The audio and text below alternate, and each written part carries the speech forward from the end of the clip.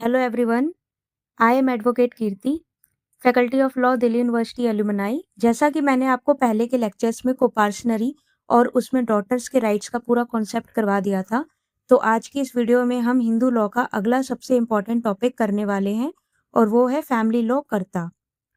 अगर आपने अभी तक मेरी कोपार्सनरी और बेटियों के राइट्स वाली वीडियो नहीं देखी है, तो इस लेक्चर के बाद उसे भी जाकर ज़रूर देखें, वो आपके कॉन्सेप्ट को क्लियर करने में बहुत हेल्प करेंगी और उसमें मैंने इम्पोर्टेंट केस लॉज भी बताए हैं, तो आप उसे जाकर के चेकआउट कर सकते हैं। तो चलिए बिना किसी देरी के शुरू करते हैं हमारा आज का लेक्चर। सीधे चलते हैं हमारी पहली स्लाइड पर, जो बात कर रही है कर्ता की लीगल पोजीशन के बारे में। तो सबसे आसान शब्दों में अगर मैं कहूँ, तो कर्ता पूरे हिंदू अनडिवाइडेड फैमिली का मैनेजर, कस्टोडियन और लीगल हेड होता है। कानून में इसकी पोजीशन के लिए एक बहुत ही खास टर्म यूज किया जाता है, सुई जेनरिस। सुई जेनरिस का मतलब होता है ऑफ इट्स ओन काइंड, यानी अपने आप में इकलौता। पूरी दुनिया के किसी भी लीगल सिस्टम में कर्ता जैसा कोई दूसरा पद होता ही नहीं है। नॉर्मल रूल्स के मुताबिक परिवार का जो भी एल्डेस्ट मेंबर होता है, उसे हम ऑटोमेटिकली कर्ता मान लेते थे। कर्ता और बाकी मेंबर्स के बीच का जो रिश्ता है वो फिड्यूशरी रिलेशन यानी ट्रस्ट और भरोसे पर टिका होता है। मेंस एग्जाम्स के लिए यहाँ एक बात आप नोटिस कर लीजिए, कर्ता ना तो परिवार का नौकर है और ना ही वो एजेंट है और ना ही वो कोई ट्रस्टी है। अगर एग्जामिनर सीधा आपसे सवाल पूछते हैं कि इस कर्ता, ट्रस्टी और एजेंट, आपको साफ शब्दों में लिखना है कि नहीं। कर्ता की पोजीशन इन दोनों से बिल्कुल अलग और बहुत बड़ी है, लेकिन क्या इस कुर्सी पर कोई महिला बैठ सकती है या किसी बड़े भाई के होते हुए छोटा भाई कर्ता बन सकता है? इसके जवाब आपको इसी वीडियो में मिल जाएंगे और बड़े केसेस हैं इनके लिए वहां मिलेंगे। तो इसलिए वीडियो को आप आगे ध्यान से देखिएगा। चलिए आ जाते हैं अब हम स्लाइड नंबर 2 हमारी पावर्स ऑफ कर्ता। इसमें हम बात करते हैं कि जब भी एग्जाम में कर्ता की पावर्स पर सवाल आएगा तो आपको इन्हीं कोर पॉइंट्स के साथ अपना आंसर फ्रेम करना है। तो firstly power of management. Joint family की प्रॉपर्टी और बिजनेस को मैनेज करने का एब्सोल्यूट राइट कर्ता के पास होता है। कोई दूसरा मेंबर उसके रोज-रोज के काम में दखल नहीं देगा। सेकंड है control over income and expenditure. परिवार की जो जितनी भी कमाई होती है वो सबसे पहले यही कर्ता तय करता है कि कितने मेंबर पे कितना खर्चा हमने करना है। उसके बाद 3 है पावर टू कॉम्प्रोमाइज। परिवार से जुड़े किसी भी कर्ज, विवाद और कानूनी मामले जो भी होते हैं तो उनके लिए कॉम्प्रोमाइज करने की जो पावर है वो भी कर्ता के पास है। उसके बाद है पावर ऑफ रिप्रेजेंटेशन। किसी भी कोर्ट केस, सरकारी ऑफिसर या टैक्स अथॉरिटी के पास पूरे एचयूएफ यानी हिंदू अनडिवाइडेड फैमिली को रिप्रेजेंट करने का जो पावर है वो कर्ता के पास ही है। तो अब हम आ जाते हैं इसमें सबसे इम्पोर्टेंट पावर पर, पावर टू एलियनेट प्रॉपर्टी, यानी संपत्ति को बेचना है या गिरवी रखना है।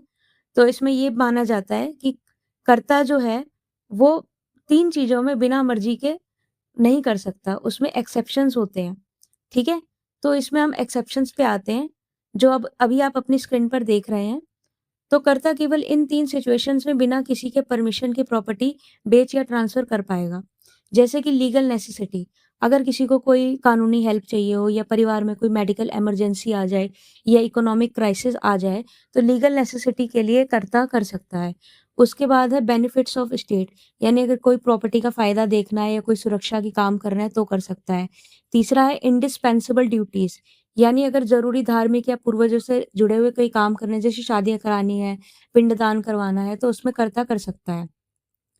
तो प्रीलिम्स एग्ज़ाम में सीधे इन 3 अपवादों के नाम ऑप्शंस में देकर के सवाल भी पूछ लेते हैं और मेंस में इस पर प्रैक्टिकल केस स्टडीज़ आ जाती हैं और एग्ज़ाम्स में भी आपको ये क्वेश्चन आराम से मिल जाता है, तो आपको इसको अच्छे से याद कर लेना और लिख के आना है।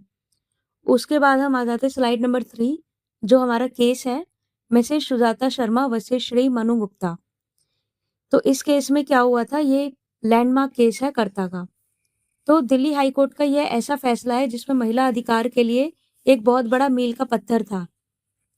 तो इस केस के फैक्ट ये थे कि डी.आर. गुप्ता एंड सन्स नाम के एक बड़े बिज़नेस हिंदू अनडिवाइडेड फैमिली में परिवार के सभी बड़े पुरुष सदस्यों की डेथ हो जाती है। तो मिसेस सुजाता जो थी वो सबसे ज़्यादा एल्डेस्ट फीमेल थी इस फैमिली में। तो उन्होंने कहा कि मैं इस मकान की करता हूँ, ठीक है? लेकिन क्या है कि उनके जो भाई थे, कज़न भाई मनु गुप्ता, उन्होंने कोर्ट में इस पर ऑब्जेक्शन जताया और ये कहा कि पुराने हिंदू कानून के मुताबिक कोई महिला कभी भी कर्ता नहीं बन सकती, ठीक है?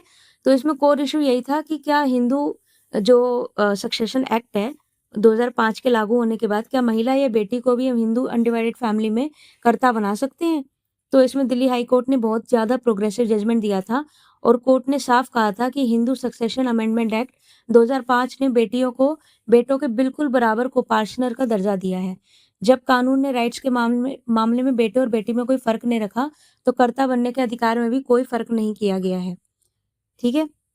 तो जुडिशरी मेंस में वुमेन राइट्स या फीमेल कर्ता पर जब भी सवाल आएँगे, तो आपको शुरुआत इसी केस से करनी है और एग्ज़ामिनर रिसेंट और लैंडमार्क जजमेंट्स को ही कॉपी में देखना चाहता है। उसके बाद आप आ जाइए slide number 4 miss Nopani investment limited versus Santhoshan. इस केस में क्या हुआ था कि इस केस में मुख्य रूप से ये डिसाइड किया गया था कि छोटे जो घर के सदस्य हैं, उनकी क्या पावर होती है। तो इस केस में फैक्ट ये थे कि नोपानी इन्वेस्टमेंट नाम की एक कंपनी थी। इस परिवार के हिंदू अनडिवाइडेड फैमिली की एक प्रॉपर्टी में टेनेंसी थी। तो परिवार के जो सबसे बड़े भाई थे, वो इसके कर्ता थे। वो लंबे टाइम से यूनाइटेड किंगडम में रह रहे थे। तो उन्होंने भारत में अपने छोटे भाई को पावर ऑफ अटॉर्नी दे दी। तो उनके छोटे भाई ने पावर ऑफ अटॉर्नी की हैसियत से किराएदार को दुकान से निकालने के लिए कोर्ट में केस फाइल कर दिया। तो किराएदार ने ये कहा कि क्योंकि मुखिया कर्ता तो कोई और है, जो उनके बड़े भाई हैं, तो ये छोटे भाई ये नहीं कर सकते। तो मुख्य कानूनी इश्यू यही आया था इसमें, कोर इश्यू यही था कि क्या विशेष या ख़ास सिचुएशन जितनी आती है, तो क्या परिवार का छोटा सदस्य है, अगर बड़ा भाई वहाँ पे नहीं है, तो क्या छोटा भाई कर्ता बन सकता है? तो कोर्ट ने यही कहा था हाँ। इसकी जजमेंट यही आई थी। इसमें एक्सेप्शनल सर्कमस्टेंसेस की बात की गई थी कि अगर मुखिया जो कर्ता है वो देश से बाहर है, बीमार है या अपनी पावर्स वो छोटे भाई को ट्रांसफ़र करके गया है, तो इस तरीके से वो कर्ता बन सकते हैं। तो ये केस बिल्कुल वैलिड था। तो Haryana ADA, judiciary, DU LLB के प्रीलिम्स में ये सब सवाल और जितने ये लॉ एग्ज़ाम्स होते हैं, उन सब में ये आ जाता है कि क्या ना जूनियर मेंबर भी या कर्ता? तो हाँ, हो सकता है। ठीक है? उसके बाद आप आ जाइए slide number 5 commissioner of wealth tax versus Chander Sen. तो यह हिंदू लॉ और टैक्स लॉ को आपस में समझाने के लिए बहुत ज़्यादा इम्पोर्टेंट केस है। तो इस केस में क्या हुआ था, इसे आप ध्यान से समझिए और आपकी कन्फ्यूज़न दूर होगी। तो इसमें फैक्ट ये थे कि एक पिता थे और उनके बेटे चंदर सेन का एक हिंदू अनडिवाइडेड फैमिली थी। उन्होंने आपस में पार्टीशन कर लिया था, पार्शियल पार्टीशन और पार्टनरशिप में एक बिज़नेस चला रहे थे। कुछ समय बाद जो है पिता की बिना वसीयत बनाए डेथ हो जाती है। तो पिता के पर्सनल बैंक अकाउंट में जो भी पैसा बचा था, वो चंदर सेन को मिल जाता है। तो यहाँ पे वेल्थ टैक्स डिपार्टमेंट जो होती है वो ये कहती है कि क्योंकि ये हिंदू अनडिवाइडेड फैमिली का हिस्सा है, तो इसलिए जो पिता से मिले उनके धन थे, तो उनका भी उस पे राइट है। इसलिए इस पर हिंदू अनडिवाइडेड फैमिली के तौर पर टैक्स लगेगा। तो चंद्र सेन का कहना था कि क्योंकि ये उनकी पर्सनल प्रॉपर्टी है। तो कोर इश्यू यही था कि जब किसी हिंदू पुरुष जो है या जो मेल है वो मर जाएँगे, बिना इंटरस्टेट बनाए, बिना विल बनाए, तो तो उसके बेटे को मिलने वाली संपत्ति जो होगी, वो जॉइंट फैमिली की मानी जाएगी या उसकी सेपरेट प्रॉपर्टी होगी।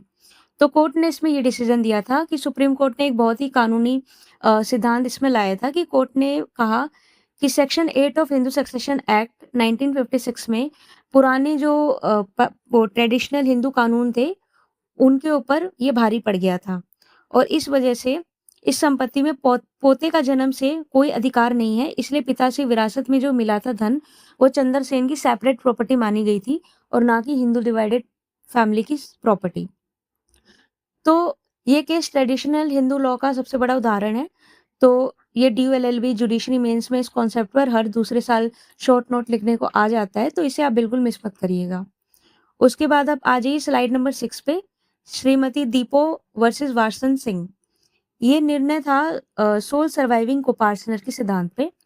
तो इस केस में फैक्ट ये थे कि इस मामले में एक पैतृक संपत्ति एंसेस्ट्रल प्रॉपर्टी थी। एक ऐसे व्यक्ति के पास थी जो अपने परिवार का एक आखिरी जिंदा व्यक्ति बचा था। सोल सर्वाइविंग को-पार्टनर उसे कहते थे। उसकी मृत्यु के बाद उस संपत्ति के कानूनी कैरेक्टर को लेकर विवाद हुआ कि क्या वह संपत्ति जो है जॉइंट फैमिली की प्रॉपर्टी है या पर्सनल है। तो दूर के जो चचेरे भाई थे उन्होंने उस प्रॉपर्टी पे कब्जा किया और दावा किया कि जबकि मृतक की जो सगी बहन थी श्रीमती दीपू, उन्होंने विरासत के नियमों के अंदर आकर के उस पर अधिकार जताया कि ये मेरी है। तो इश्यू यही था कि क्या जो संयुक्त परिवार जो संपत्ति अपना जॉइंट कैरेक्टर खो देती है, तो क्या परिवार में केवल एक ही को-पार्टनर जीवित बचेगा?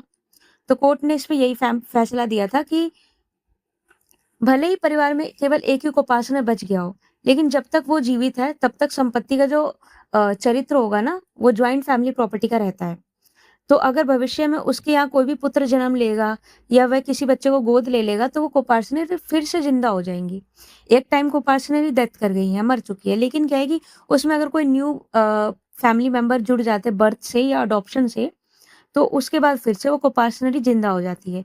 इसके साथ ही कोर्ट ने ये भी कहा था कि जो दूर के चचेरे, चाचा, भाई वगैरह है, उसकी तुलना में जो मृतक की सगी बहन है, वो नियरेस्ट हेयर है, मतलब वो डिस्टेंट किंडर यानी कि वो दूर की रिलेटिव नहीं है, वो उनकी खुद की बहन है, तो इसलिए वो संपत्ति की वास्तविक उत्तराधिकारी है। तो ये कह कर के श्रीमती दीपो सिंह इसमें विन करती है। तो इसमें प्रीलिम्स में भी सीधा सवाल आ जाता है कि what is the character of property in the hands of sole surviving coparcener. तो आपको याद रखना है कि संपत्ति का कोई जॉइंट कैरेक्टर नहीं होता, वो कैरेक्टर वाइज़ कैरेक्टर चलता है, उसमें चेंजेस होते रहते हैं। तो अब आ जाइए हम कंक्लूज़न एंड समरी पे आते हैं। तो आज के लेक्चर में हमने कर्ता की अनोखी कानूनी पावर देखी, उनके पोज़ीशंस देखे और उनकी शक्तियों को समझने की कोशिश करी। उसके बाद हमने केस लॉज़ देखे, तो सुजाता शर्मा के केस जो हमने देखा था, उसमें यही कहा गया था कि जो सीनियर मोस्ट फीमेल मेंबर होंगी, वो भी कर्ता बन सकती है। नोपानी इन्वेस्टमेंट केस में ये कहा गया था कि कुछ स्पेशल सर्कमस्टेंसेस में घर के छोटे सदस्य भी कर्ता बन सकते हैं। चंद्र सेन के केस में कहा गया था कि पुत्र की सेपरेट प्रॉपर्टी भी हो सकती है। और दीपो के केस में, दीपो केस जो मैंने बताया था, उसमें यही कहा गया था कि अगर अंतिम जीवित सदस्य कोई होगा, तो वो भी कोपार्सनरी को जिंदा रख सकता है। तो अगर आपको किसी भी तरीके के इसमें कोई भी सवाल या डाउट हो या कोई भी टॉपिक में कुछ भी समझ ना आया हो, तो आप मुझसे कमेंट सेक्शन में पूछ लेना। और अगर आपको ये वीडियो हेल्पफुल लगा हो, लाइक कर देना, सब्सक्राइब कर देना। Thank you so much.